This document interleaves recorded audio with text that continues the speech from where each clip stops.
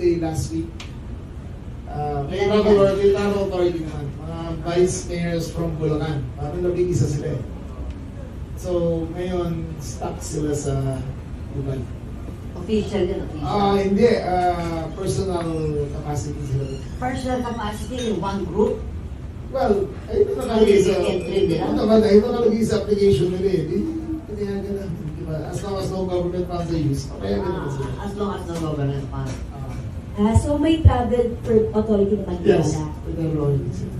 Ito pong 11 na katao, ilan po yung vice mayor, may mayor din. Labing isa ang vice mayor.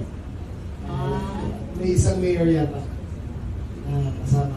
Yung mayor, parang walang travel authority. Titignan pa namin kung ito. I-verify pa namin. Pero parang wala siya. Naku, Nagparamdam po ba sila, sir, ng humingi sila ng tulong sa inyo? Hindi ba naman?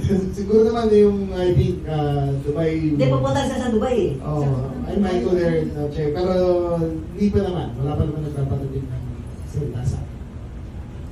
Okay po, thank you.